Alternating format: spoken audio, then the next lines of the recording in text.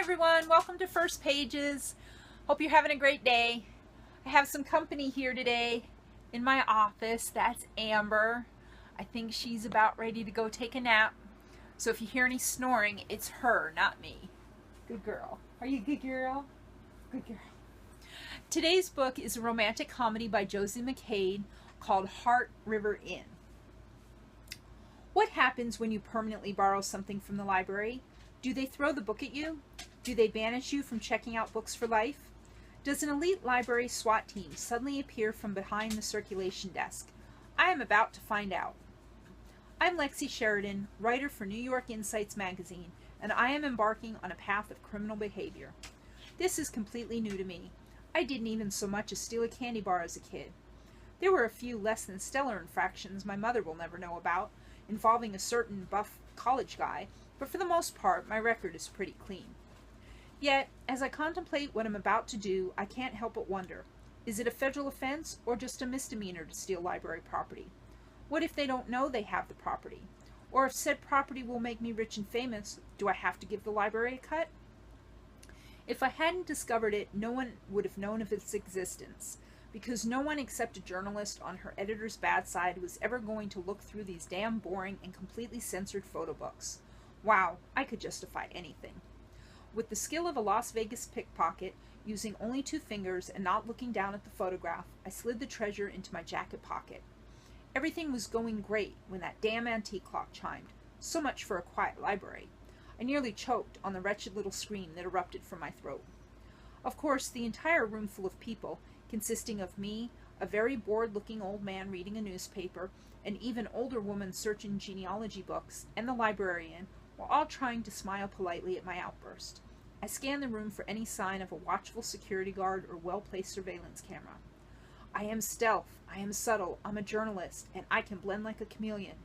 Shifting into chameleon mode, I took 2 steps toward the circulation desk, tripped on the treads of my Nikes, and sprawled like a cheap rug onto the floor.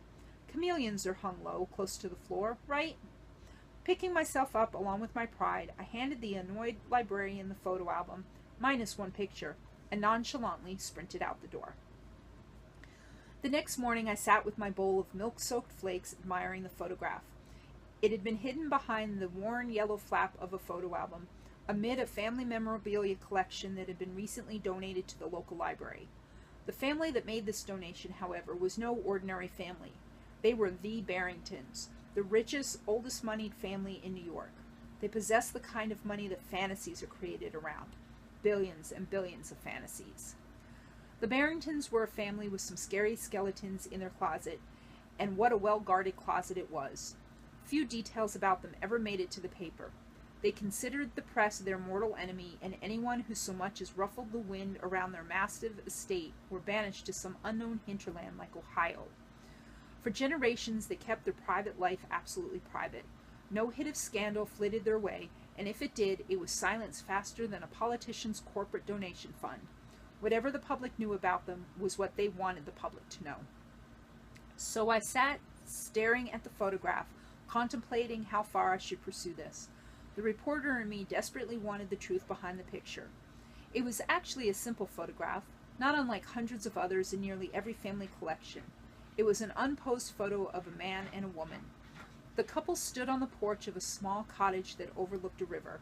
A white railing crossed the short porch and dropped down 2 steps to the gravel walkway lined with lovely blooming flowers. The screen door on the cottage had gingerbreading in the corners and a flower box burgeoning with impatience under the picture window. To the far left and back a good distance was a large heart-shaped sign. It read, "Heart River Inn, where lovers find the key to each other's hearts." The man in the photo was 20-something with an intriguing face, dark wavy hair, a well-shaped nose, thin mouth, and a very vibrant smile. Despite the youthful face in the picture, his body stance suggested a maturity beyond his years. Yet there was enough mischief in his smile to show he knew how to have a good time. Bordering toward the slender side, he stood next to a beautiful woman, his arm wrapped around her shoulders, holding tightly, possessively to her. On the back, written in elegant cursive, was July, 1968, our honeymoon. Shivers crept down my arms until my hands shook. This was a photograph that only in my wildest writer's imagination could I have conjured up, because while the man in the picture was anonymous, the entire world knew the woman in his arms, Patricia Barrington, and the man she was on a honeymoon with in the picture was not the man the world knew as her husband. A slow smile made its way across my face as I leaned back against the couch, staring in disbelief. This was no ordinary nostalgic photograph that I had found tucked away and forgotten behind the inside flap of an old photo album. How had the world missed it? This is going to be a great book. If you enjoyed that, please check out the buy links for Heart River Inn by Josie McCade, and subscribe to the page, subscribe to the channel if you like it, so that you can be notified when I post more videos.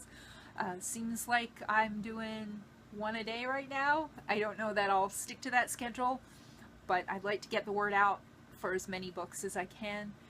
And I hope you have a great day. Happy reading!